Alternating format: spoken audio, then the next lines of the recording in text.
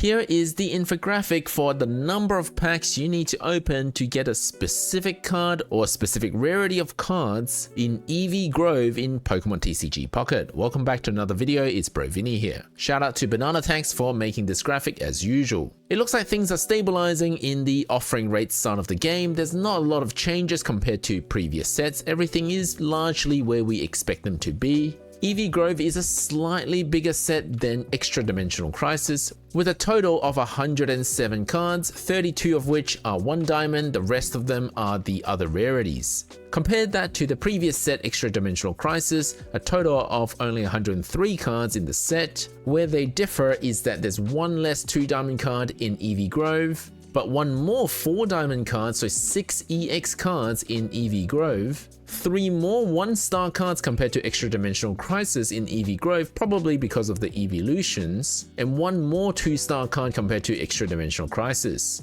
Which is why you see the rates are slightly worse for Eevee Grove, in order for you to complete your sets. If you're after a specific card, say for a secret mission, a 2-star card would be 1 in 463 packs in Extradimensional Crisis, but for Eevee Grove you'll need 502 packs in order to get a specific card. So maybe you're after this EVEX here for a secret mission, but chances are you won't pull it unless you got enough hourglass to cover this number of packs. This is the secret mission for Eevee Museum in Eevee Grove. The hardest card to get will be the 2-star Eevee EX. Everything else is much easier to get by comparison. My personal recommendation is if you're aiming to do this secret mission, only bother if you've already pulled an Eevee EX. Then you maybe can try and get the rest of the Eevee to get this mission done.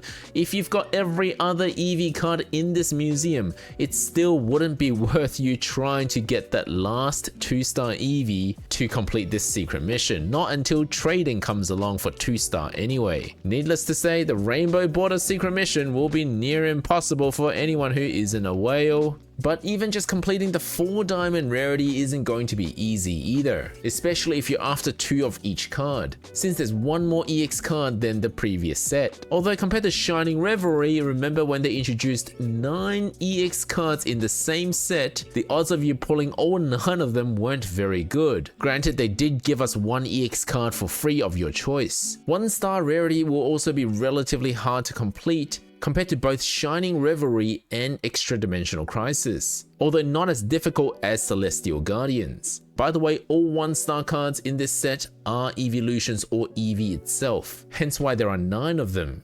And you probably know by now, the gold card is Crown Rare Eevee Bag. And I for one don't mind item Crown Rare cards because, well, they are largely usable in many decks, although for Eevee Bag it's specific for evolution decks. And lastly, once again we're getting shiny cards. We've got 1-star shiny and 2-star shinies with 10 cards and 4 cards respectively, just the same as previous sets. I'm actually a fan of the Kanto Trio birds returning as shinies, but for some reason they got joined by Gallade EX, which I thought it was a little bit weird. But I guess it's not so bad considering that at least the rest of the evolutionary line is found in the 1-star shiny, so we've got Gardevoir, Curlier and Ralts. Anyway, nothing overly surprising in the offering rates for this set. We'll continue to give you guys these infographics from our Discord, so make sure you join my Discord, link in the description below. Thank you for watching guys, don't forget to leave a like and subscribe.